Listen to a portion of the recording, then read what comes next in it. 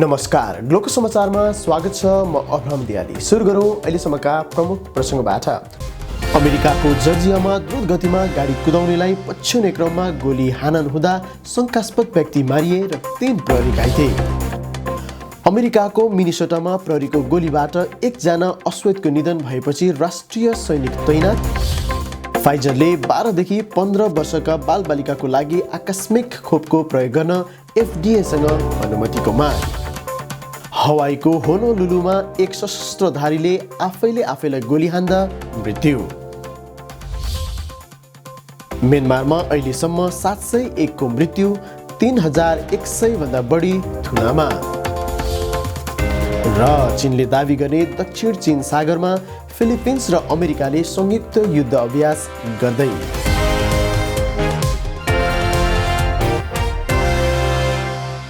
अमेरिकी सरकारसँग आधिकारिक रूपमा दर्ता गरी सञ्चालनमा आएको ग्लोकल प्लेटफर्मबाट दैनिक रूपमा देश तथा विदेशका घटनाहरू जस्ताको तस्तै ग्लोकल समाचार मार्फत हामीले निरन्तर प्रस्तुत गर्दै आइरहेका छौँ। हामीले प्रस्तुत गरेका सबै कार्यक्रमहरू समयमै र सबैभन्दा पहिले हेर्नको लागि हाम्रो युट्युब च्यानललाई सब्स्क्राइब गर्न नभुल्नुहोला। सब्स्क्राइब गर्नको लागि यसै भिडियोको मुनिपट्टि रहेको सब्स्क्राइब बटनलाई थिच्न नभुल्नुहोला। साथै हाम्रो फेसबुक पेज ग्लोकल प्लेटफर्मलाई लाइक र फलो गर्न सक्नुहुनेछ। अब ग्लोकल समाचार विस्तारमा। जर्जियामा द्रुत गतिमा गाडी कुदाउनेलाई पछ्याउने क्रममा गोली हानन हुँदा शङ्कास्पद व्यक्ति मारिएका छन् भने 3 प्रहरीहरू घाइते भएका छन्। अर्का शङ्कास्पदलाई हिरासतमा लिएको प्रहरी अधिकारीले जानकारी दिएका छन्। प्रहरीका अनुसार क्यारोल्टिन र भिला रिकाका प्रहरीहरूलाई एटलान्टा अस्पतालमा भर्ना गरिएको छ भने उनीहरूको अवस्थाको जानकारी दिएको छैन। अमेरिकाको दक्षिणी सीमा मेक्सिको सिमानाबाट बिना अभिभावक सहित आप्रवासीहरू अमेरिका पस्नेको सङ्ख्यामा अत्याधिक वृद्धि भएको छ। सीबीसी अर्थात् अमेरिकी भन्सार तथा सीमा सुरक्षाको पछिल्लो तथ्याङ्क अनुसार गत मार्चमा मात्रै 1,72,300 बिना अभिभावक बच्चाहरूसहित ठुला व्यक्तिहरू दक्षिणी सीमामा आएको जनाइएको छ। पूर्व राष्ट्रपति डोनाल्ड ट्रम्पको समयमा सन् 2018मा 50,347 जना र सन् 2019मा 1,03,771 जना आप्रवासीहरूसँग सीमामा सामना गर्नु परेको अमेरिकी भन्सार तथा सीमा सुरक्षाले जानकारी दिएको छ। वर्तमान राष्ट्रपति जो बाइडेन दयालु र आप्रवासीलाई घृणा गर्दैनन् भन्ने ठान्दै गैर कानुनी रूपमा अमेरिका पस्नेको सङ्ख्यामा तीव्र गतिमा वृद्धि भइरहेको पछिल्लो तथ्याङ्कले देखाएको छ। बालबालिका भनेपछि बाइडेनको पृथक सोच र मानव अधिकार सम्बन्धी निकै संवेदनशील विषय पनि भएकाले बाइडेन केही नरम पनि रहेकाले बिना अभिभावक सीमामा ल्याउने क्रम अत्याधिक बढेको छ। सीमामा आप्रवासीहरू आउनेको सङ्ख्यामा फेब्रुअरीको तुलनामा 71% वृद्धि भएको छ। मार्च 2019मा अभिभावक बिना 9,380 आएका थिए भने मार्च 2021मा 18,890 पुगेको छ। गत फेब्रुअरी 2021मा 1,01,028 जना सीमामा बच्चाहरूसहित वयस्कहरू आएका थिए। गत मार्च महिनामा नाबालकहरू 18,890 जना र फेब्रुअरीमा 9,271 आएको तथ्याङ्कले बताएको छ। यसै गरी 2018 को मार्च महिनामा केवल 8,274 जना सीमामा आएका थिए। सीबीसीका अनुसार गत फेब्रुअरी भन्दा मार्च महिनामा 173% वृद्धि भएको जनाइएको छ।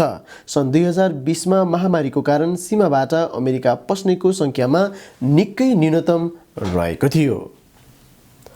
अमेरिकाको मिनेसोटामा प्रहरीको गोलीबाट एकजना अश्वेतको निधन भएपछि सहरमा निकै तनाव सिर्जना भएको छ। विरोध सुरु भएपछि राष्ट्रिय सैनिक तैनात गरिएको छ। यसै गरी निषेधाज्ञा र विद्यालय बन्दको आह्वान गरिएको छ। प्रहरीको गोली प्रहारबाट डन्टे राइटको निधन भएपछि प्रहरी र प्रदर्शनकारी बीच झडप पनि भएको छ। यता जर्ज फ्लोइडको हत्याको आरोप लागेका पूर्व प्रहरी डेरेक चाउविनको सुनाइ भइरहेको छ र आइतबार बिदाको दिन सुनाइ रोकिएको समयमा पुनः गोली चल्दा ज्यान गएपछि स्थिति बिग्रिने डरले निषेधाज्ञा लगाइएको छ। मिनेसोटा राज्यको उपनगर क्षेत्रको ब्रुकलिन केन्द्रमा गोली लागि निधन भएपछि भिडले विरोध गरेपछि राष्ट्रिय सैनिक तैनात गरिएको हो। उक्त अश्वै चालकलाई ट्राफिक स्टपमा गोली चलाउँदा सवारी साधन दुर्घटना भई मृत्यु भएको थियो। घटनास्थलमा जर्ज फ्लोइडको सुनवाई भइरहेको अदालतबाट करिब 10 माइल मात्र टाढा छ।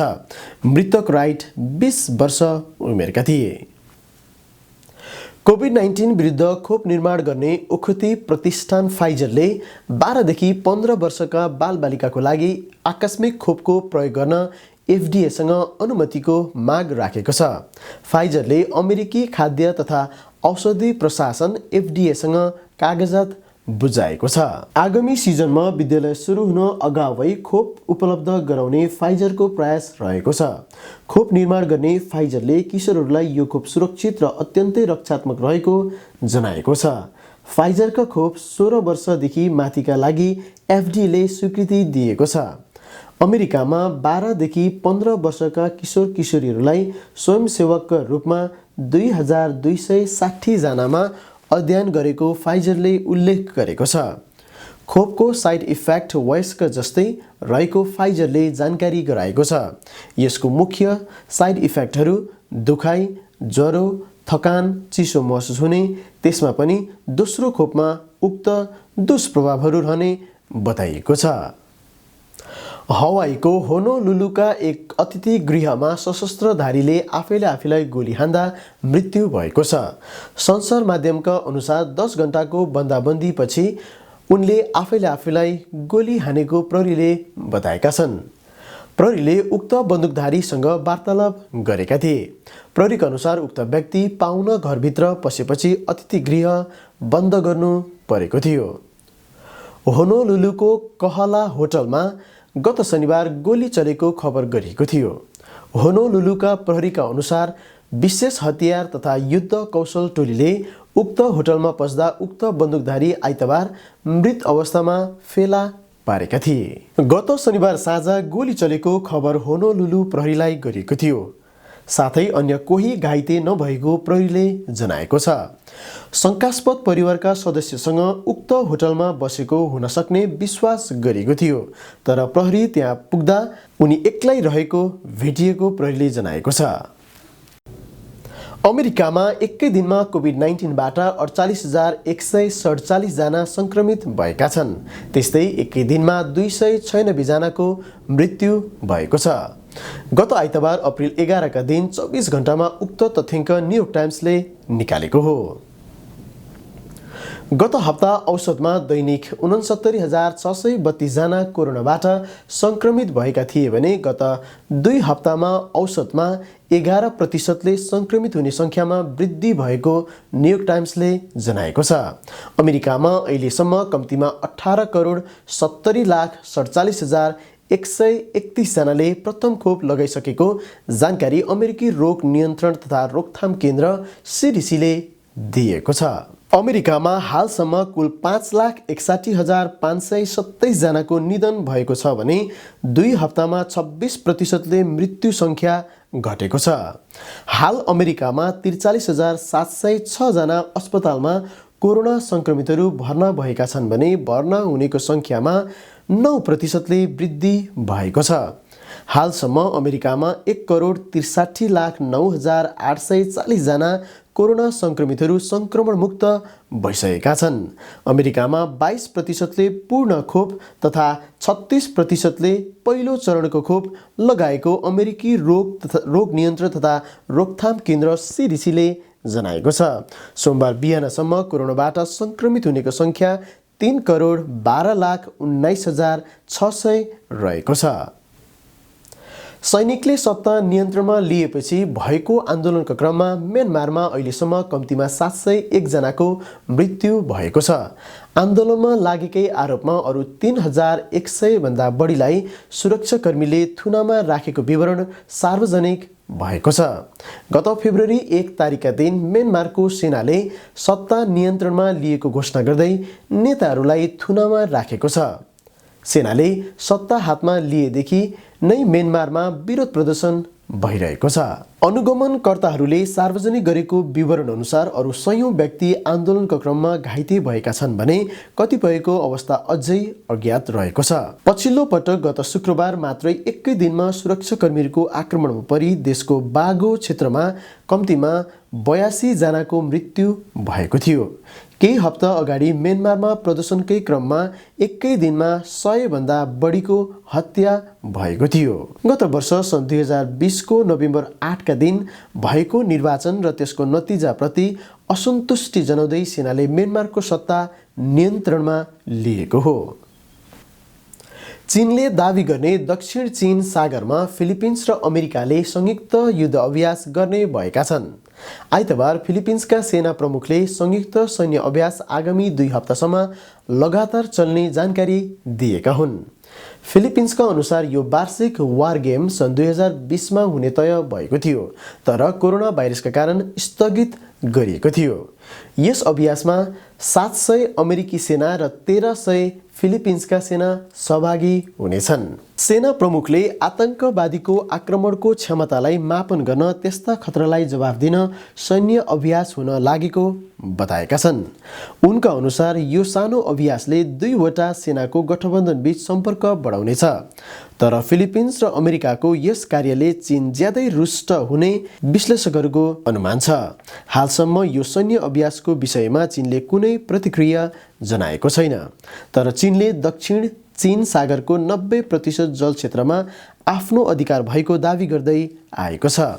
व्यापारिक दृष्टिकोणबाट ज्यादै रणनीतिक जल क्षेत्र मानिएको यस सागरमा चीनसँगै Philippines, Brunei, Taiwan, Vietnam, Malaysia र इन्डोनेसियाले पनि दावी प्रस्तुत गर्दै आएका छन्। चीनले कृत्रिम टापु खडा गरेर सैन्यहरू तैनात गरिसकेको छ। चीनको यस कार्यलाई तानाशाही भनिरहेको समयमा अन्तर्राष्ट्रिय अदालतको सन् 2016 को फैसलालाई आधार मान्दै अमेरिकी नौसेनाहरू पनि त्यहाँ आइपुगेका छन्। अमेरिकाले चीनको दावी अवैधानिक भएको भन्दै दक्षिण चीन सागर साझा भएको र यसमा चीनको मात्र अधिकार नभएको बताउँदै आएको छ।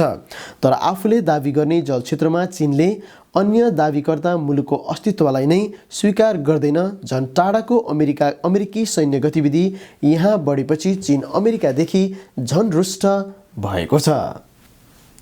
इरानका विदेश मन्त्रीले आफ्नो भूमिगत परमाणु स्थलमा भएको आक्रमणको बदला लिने चेतावनी दिएका छन्। नान्ताज युरेनियम प्लान्टमा आइतबार परमाणिक आतंकवादीले आक्रमण गरेको इरानी अधिकारीले बताएका छन्। इरानले युरेनियमलाई समृद्ध बनाउन केही समयअघि मात्र नयाँ उन्नत सेन्ट्रिफ्युज सक्रिय गरेको थियो। उक्त आक्रमणमा इरानले इजरायललाई दोष दिँदै आएको छ। इजरायलले यस विषयमा कुनै प्रतिक्रिया जनाएको छैन।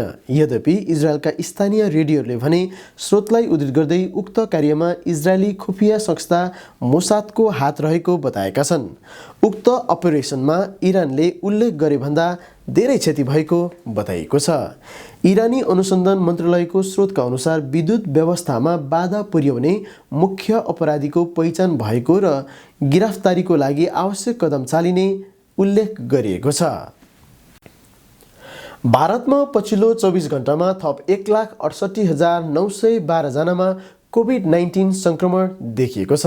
यससँगै देशभर कुल संक्रमितको संख्या 1,35,27,717 पुगेको छ। संक्रमण बढीसँगै भारतका कैयौं राज्यले विभिन्न देशहरूमा लकडाउन लागू गरेको छ। यस्तै पछिल्लो 24 घण्टामा 904 जनाको मृत्यु भएको छ। भारतमा हालसम्म कोभिड-19 संक्रमणका कारण 1,70,979 जनाको मृत्यु भएको छ। हाल भारतमा 12,09,900 जना सक्रिय कोरोना संक्रमितहरू रहेका छन्।